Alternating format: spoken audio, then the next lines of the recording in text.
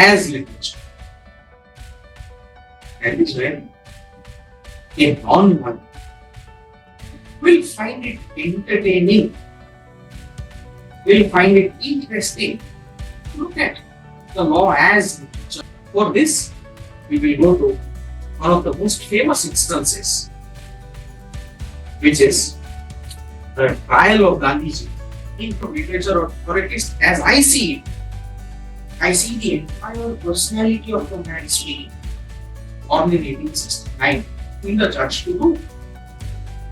He says, if you believe in the system in which you are, give me the highest punishment. Don't flinch from your duty. And if you believe the system is unholy, a married couple by our standards of what is right and wrong, we judge them by the standards they have set for themselves, and then see whether they live up to those standards. Change this. I don't know how many of you here, but I was never taught anything about the writings of Valmiki,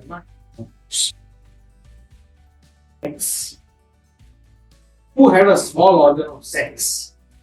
When caught for indecent exposure, he said, 3 minutes on to that sex. Right.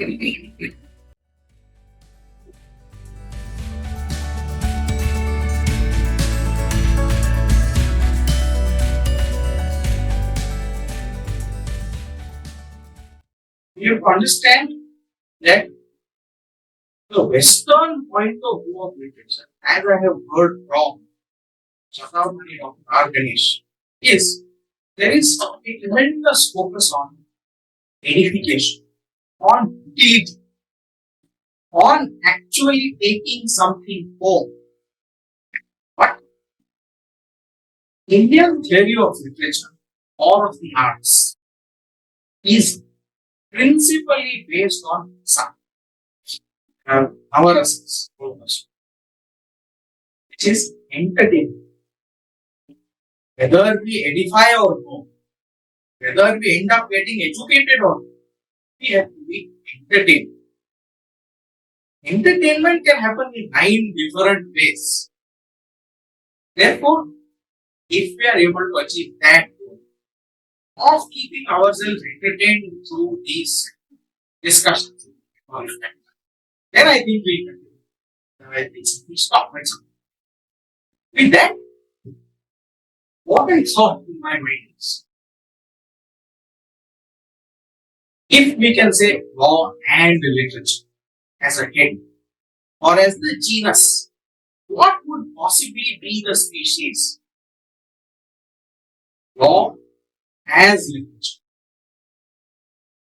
That is when a non-one will find it entertaining, will find it interesting. Look at the law as literature. Then the exact reverse. Literature as law.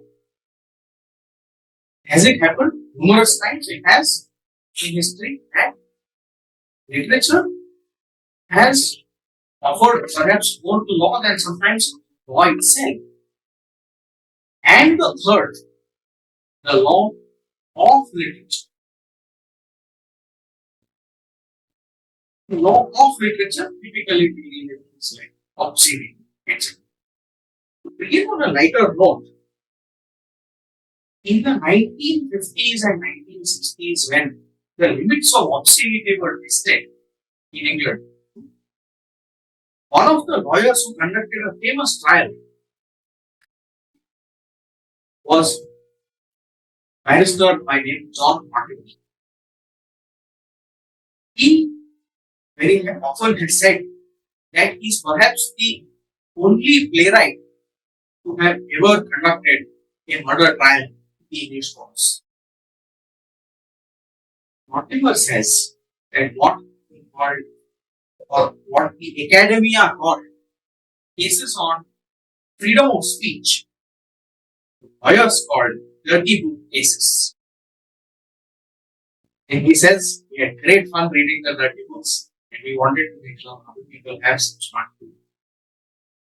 He said more than that, these dirty book cases offered us money to buy the daily dose of wind bar and our wine in the evening, which is what prompted us to look forward to this day.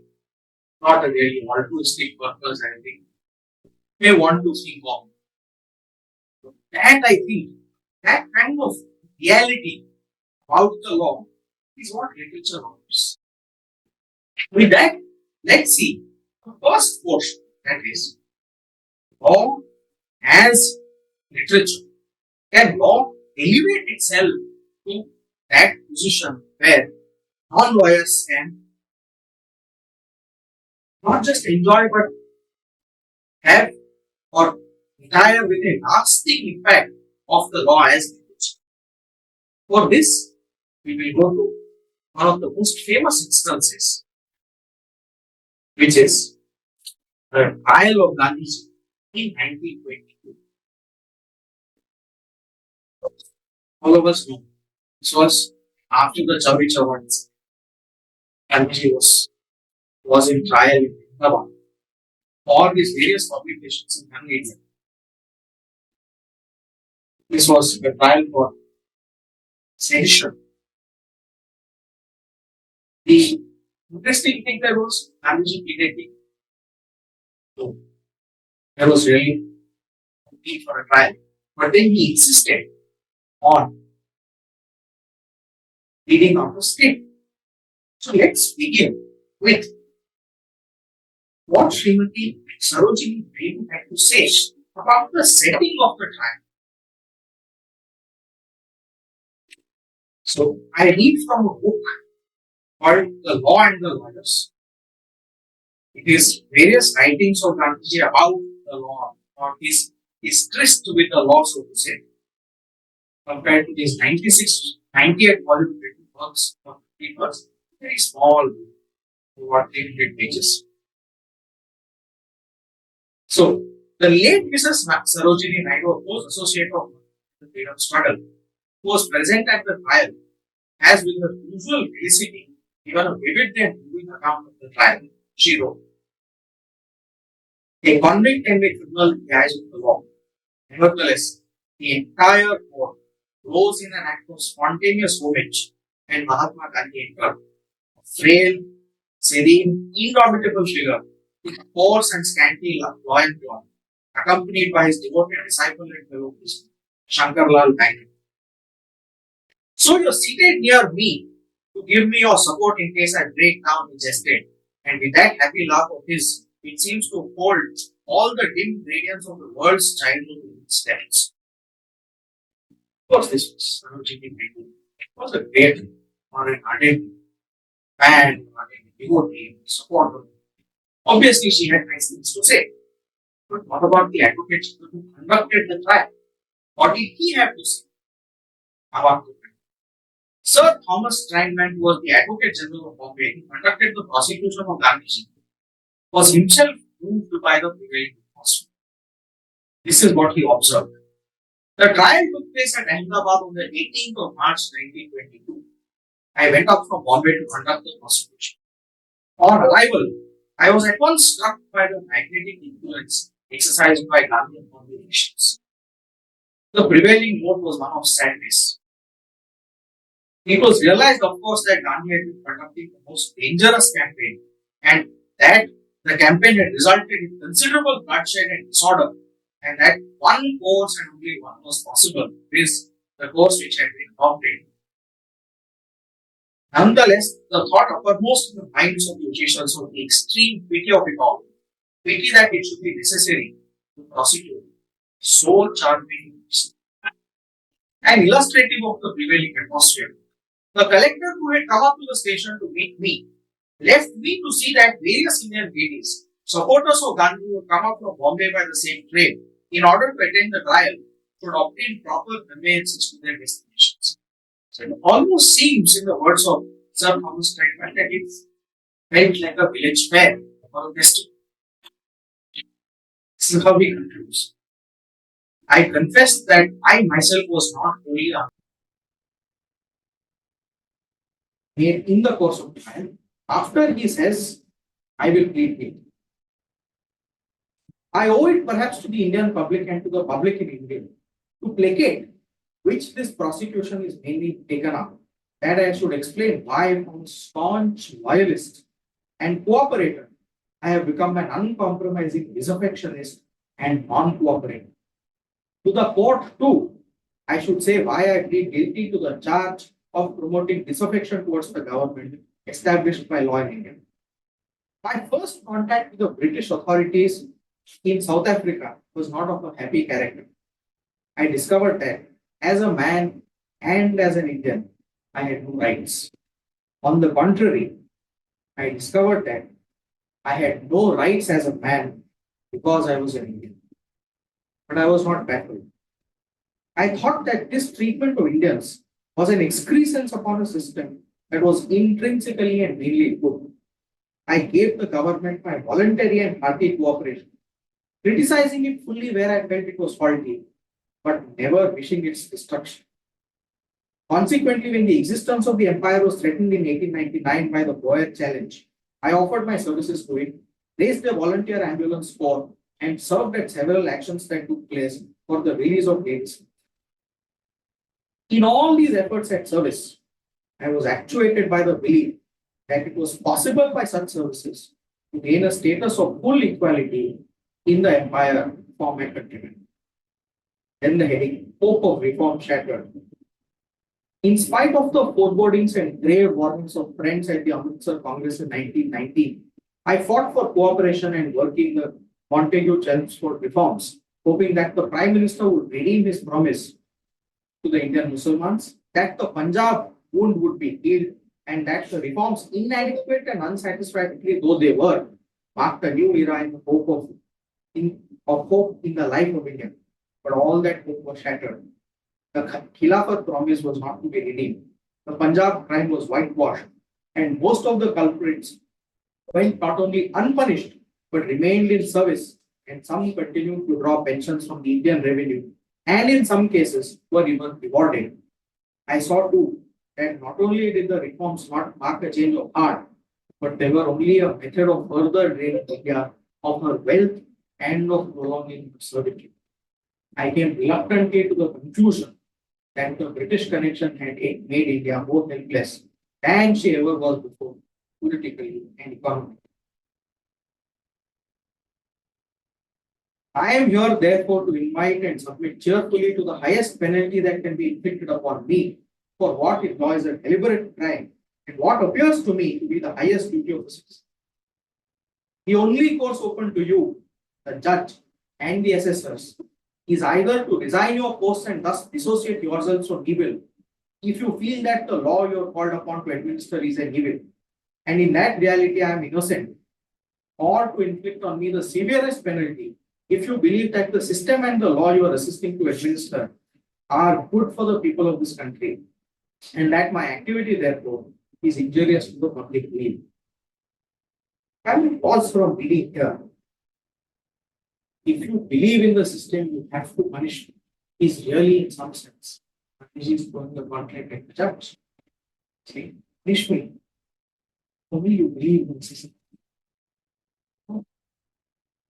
What perhaps as lawyers we will miss, when we read it as literature, we will not miss is why is it that these words had influence on people, on even the judge? Okay? Similar words of lesser human beings did not have. That perhaps is the force of personality behind the words. When we look at it from the viewpoint of literature, or at least as I see it, I see the entire personality of the man speaking. Born in 1869, perhaps at the age of 53, and he was facing this trial. His actions had wandered for the last 30 years or before. It's not just a person who was accused of an offense. He's conduct South Africa. And he says it is a matter of record that he repeatedly made attempts to help the British in war. And at some point, in today's parlance, there was a point of inflection where he said, "This is it, thus far and so far." It looks like the point of inflection is here, but Why did I choose this judgment? Many people have given such speeches. Socrates is believed to have given a great speech at the time of his trial. Why this may become special is what the judge says. The advocate general says he did not remain unaffected. Let us see what the judge says. Mr. Gandhi, you have made my task easy in one way by pleading guilty to the charge. One way. Nevertheless, what remains, namely, the determination of a just sentence, is perhaps as difficult a proposition as a judge in this country would have to face. The law is no respecter of persons. Nevertheless, it will be impossible to ignore the fact that you are in a different category from any person who has ever tried or am likely to have tried. It would be impossible to ignore the fact that in the eyes of millions of your countrymen, you are a great patriot and a great leader. Even those who differ from you in politics look upon you as a man of high ideals and of noble and even saintly life. I have to deal with you in one character only. It is not my duty, and I do not presume to judge or criticize you in any other character. It is my duty to judge you as a man subject to the law, who has on his own admission broken the law and committed what to an ordinary man must appear to be the gravest offense against the state. But having regard to the nature of political teaching and the nature of many of those to whom it was addressed, how you could have continued to believe that violence would not be the inevitable consequence, it passes my capacity. That is a sentence of 2 years simple imprisonment on each count of the charge, 6 years in all, which I feel it is my duty to pass on. And I should like to say in doing so, that if the course of events in India should make it possible for the government to reduce the period and release you, no one will be better. Gandhiji says in reply to the sentence, I would say one word. Since you have done me the honor of recalling the trial of late Lokman and Bal Gangadhar Tilak, I just want to say that I consider it to be the proudest privilege and honor to be associated with his name. So far as the sentence itself is concerned, I certainly consider it as light as any judge would inflict on me. And so far as the whole proceedings are concerned, I must say I could not have expected to take the mercy. Okay, what is going on? We are in court very yes, easy sentence. There is agreement, there is debate. And here, judge is almost apologetic. Right? It's very hard for any one of us, at least for me, to have to feel as a judge did. Says the law is no respecter of persons. Therefore, I am duty bound to punish you. It makes it clear for a saint to millions of this country, not judging you randomly, and judging you as to only one aspect, which is very important to know. Then he concludes by almost making an appeal to the government, saying, please reduce the sentence. I have no other, I have duty bound to increase the sentence. You will see what is Gandhiji's plan. One, he says, because you compared me to Tilak in the sentencing hearing, very bad.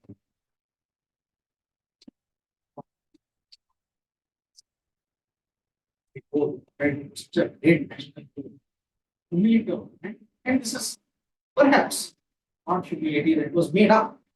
It's a genuine respect.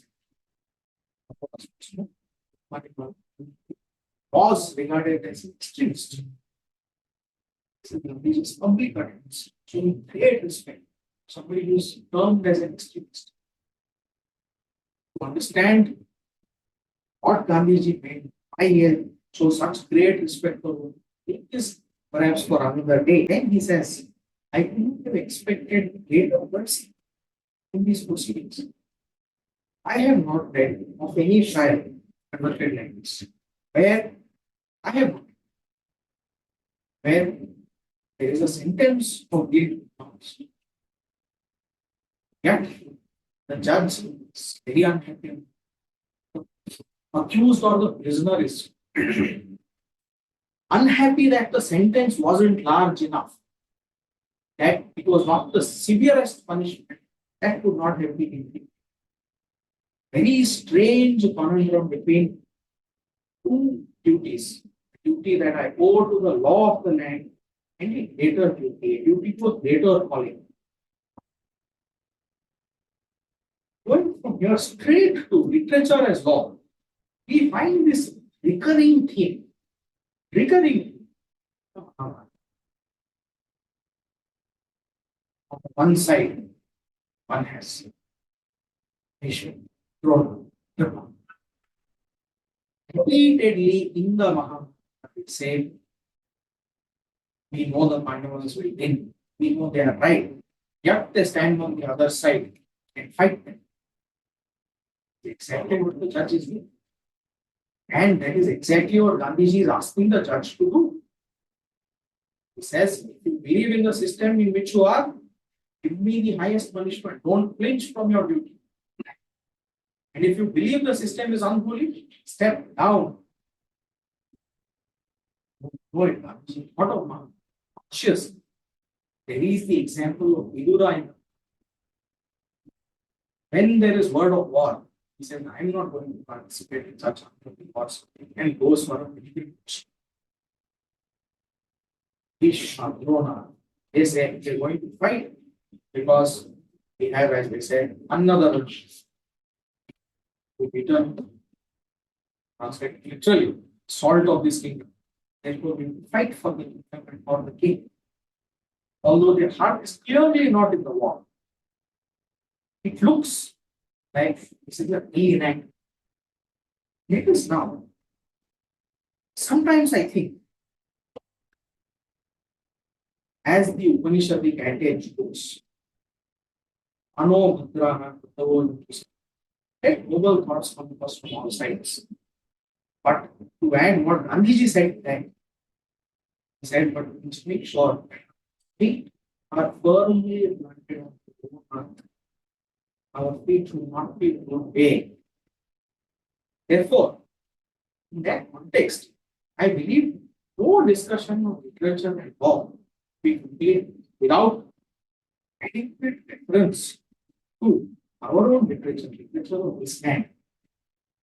Let us see whether the Mahabharata or whether the Mahabharata offers that contrast to us. It enables us to examine that issue. Now, all of us know of the infamous incident in Mahabharata, which practically led to the fratricidal war. It was the disrobing of Draupadi in open assembly.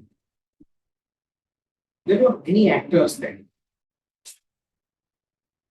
We will see today what happened at that time. How did Draupadi ask for justice? And we will see later when some of the dramatis personae who were involved in her disrobing talk of justice and reminded of all these incidents. That we will do on another day. But let us set the context today. Of course, I'm reading this in English. After Yudhishthira has lost every earthly possession that he has, and this is the second time. First time they're invited to play dice, they lose everything. And his father is told this will bring ruin upon him. He says, take everything back and go. Go. This is the first time.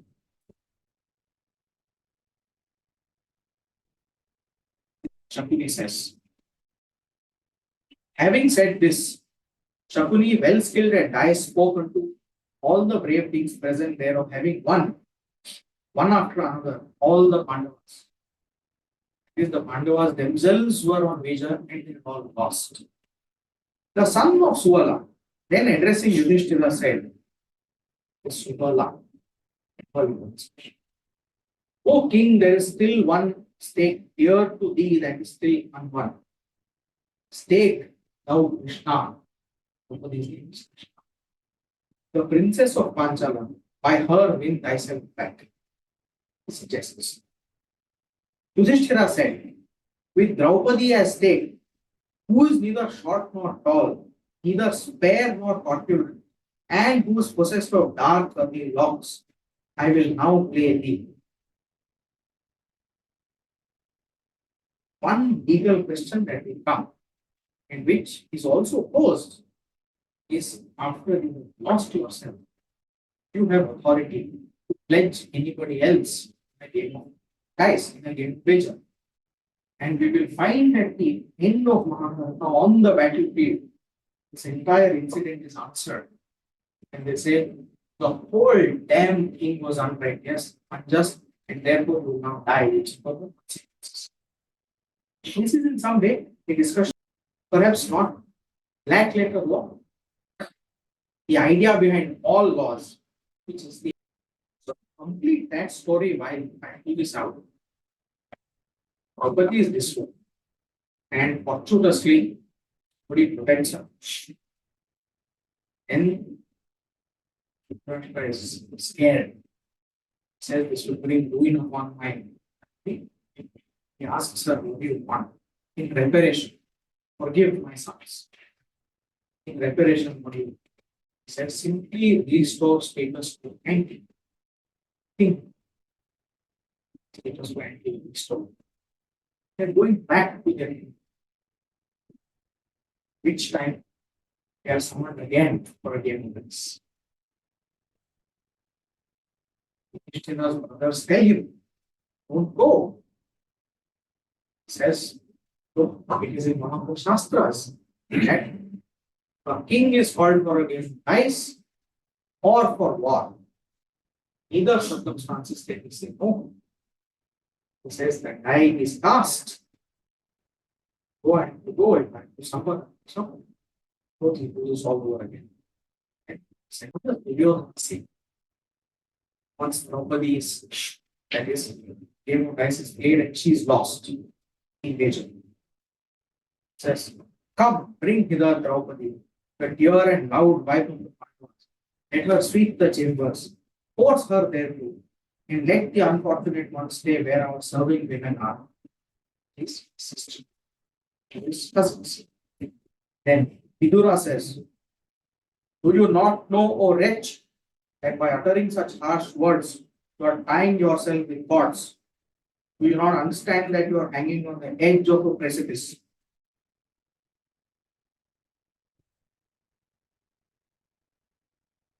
And he says, alas, many of the Kurus with Dushasana amongst them have followed him in the path of dishonesty, the matter of playing his dice.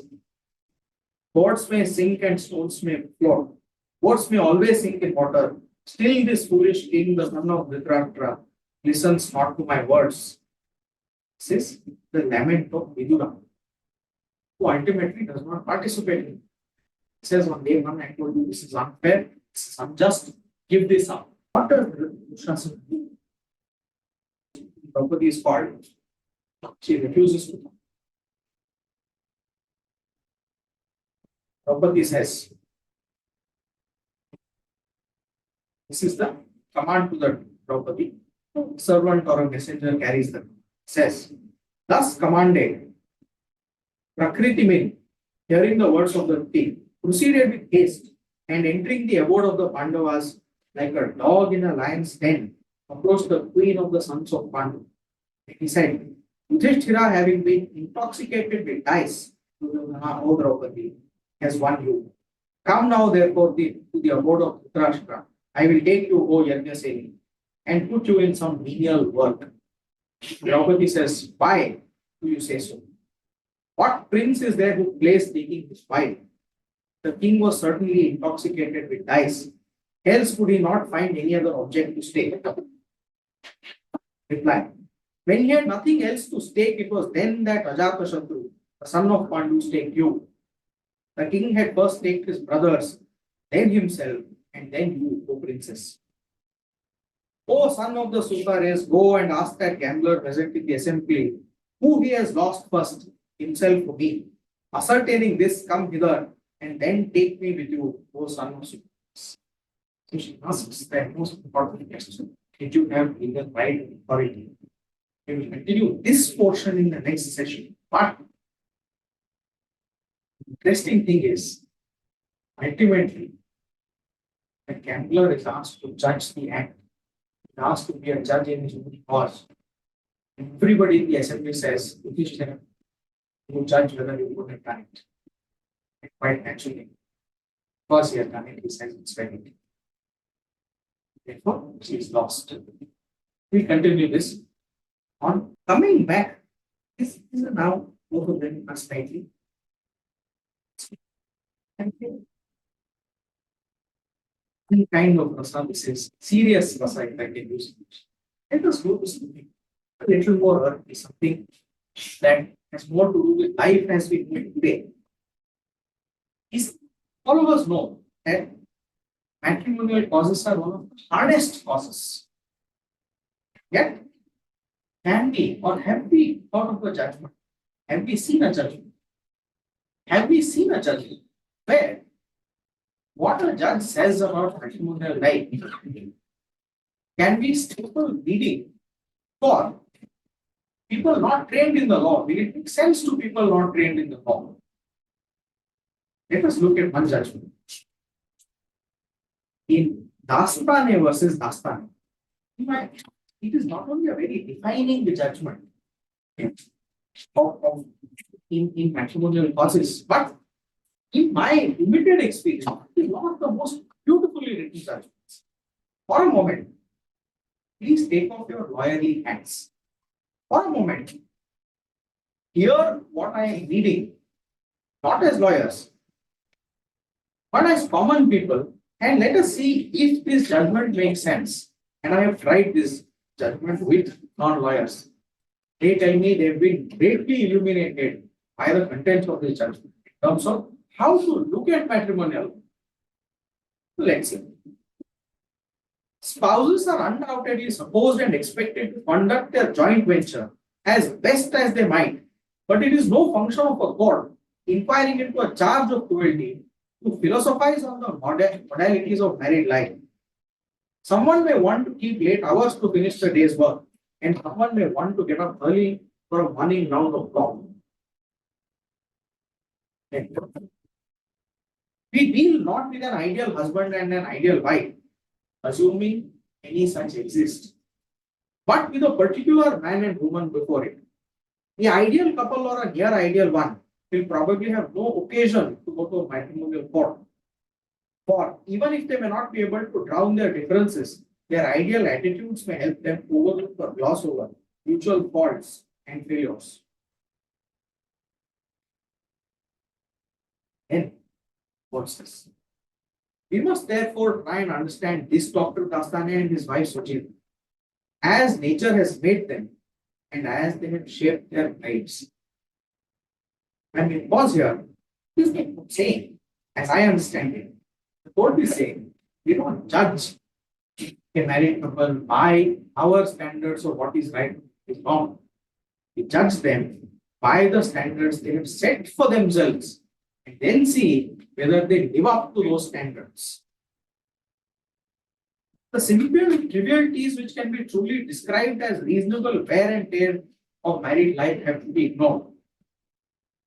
It is in the context of such trivialities that one says that spouses take each other for better or worse. In many marriages, each party can, if it so wills, discover many a cause for complaint, but such grievances arise mostly from temperamental disharmony. Such disharmony or incompatibility is not cruel.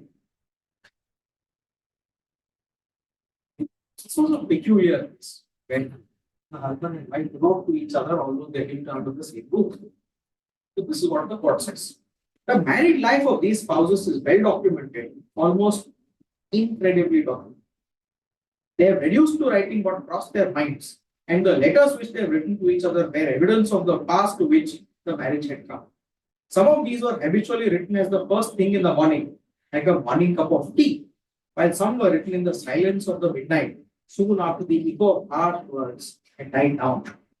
To think that this young couple could indulge in such an orgy of furious letter writing is to have to deal with a problem out of the ordinary, for it is seldom that a husband and wife, while sharing a common home, adopt the written word as a means of expression or communication.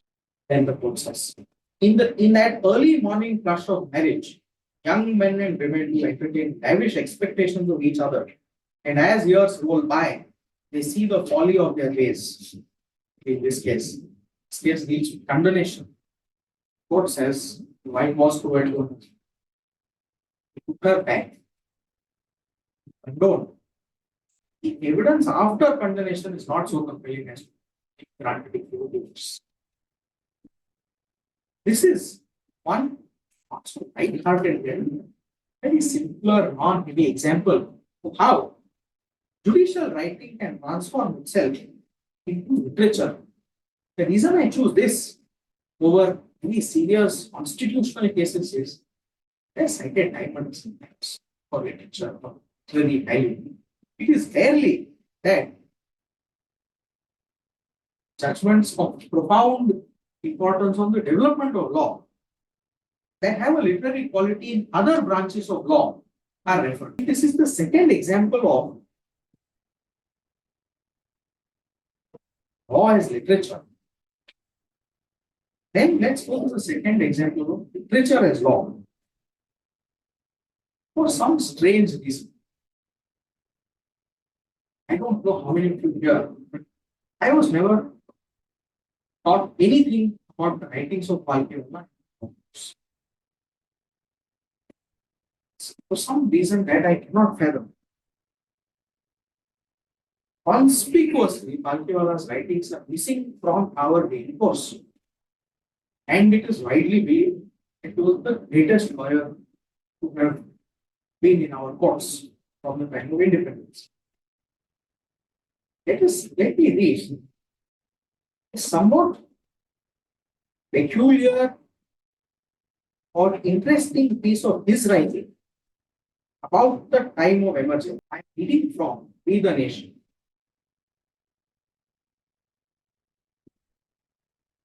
He says, in 1968, Mr. Govinda Menon was the law minister in the Congress government.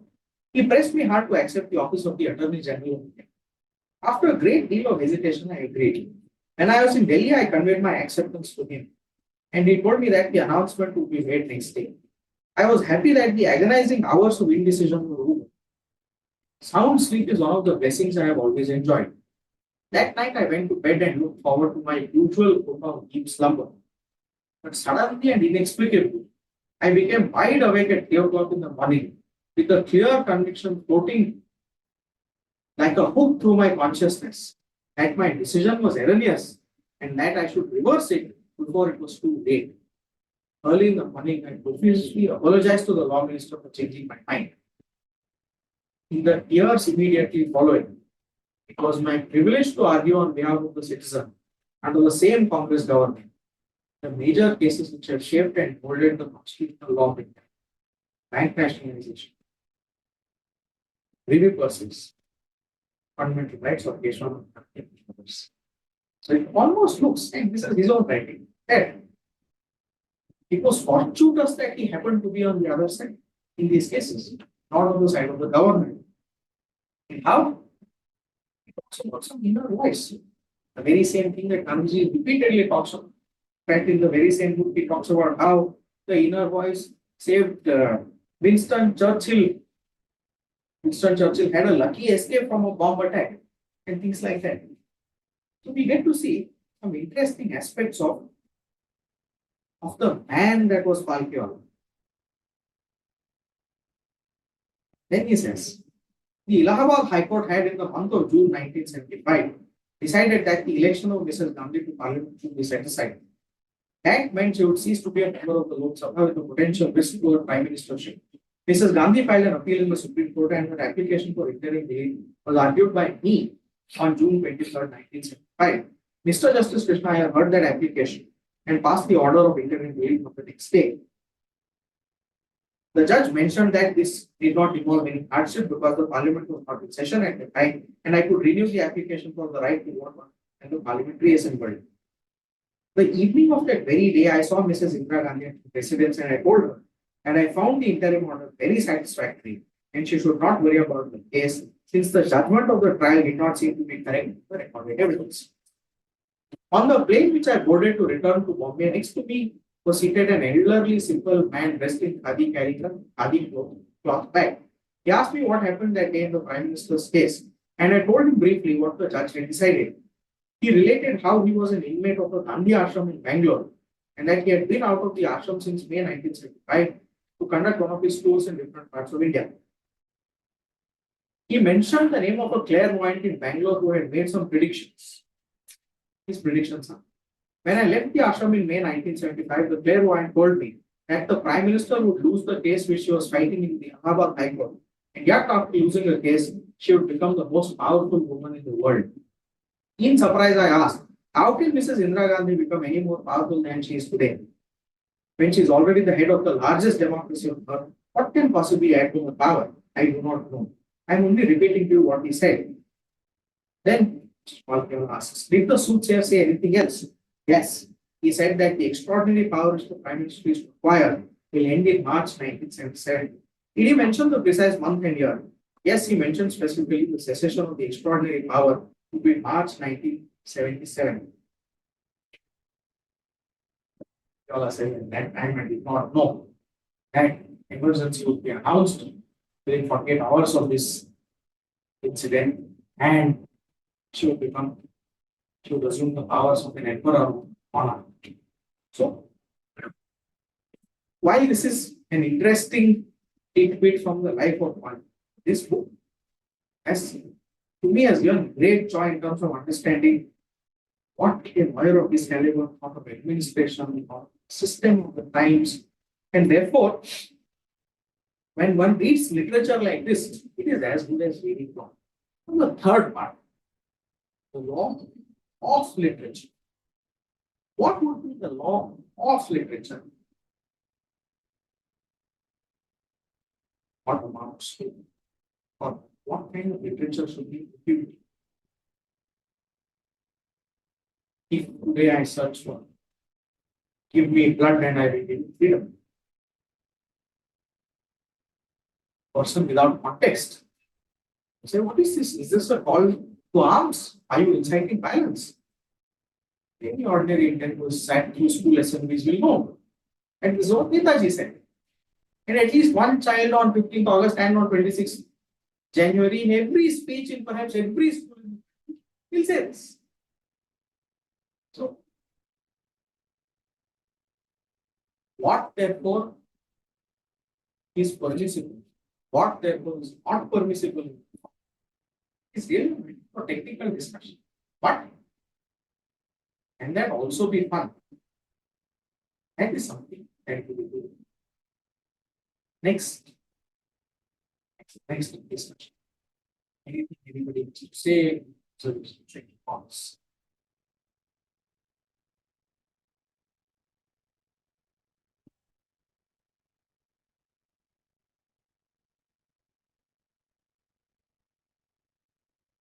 And I end with rather obscene limerick, which we were taught by a 90-year-old professor, Professor Depasar, in his lectures class on language.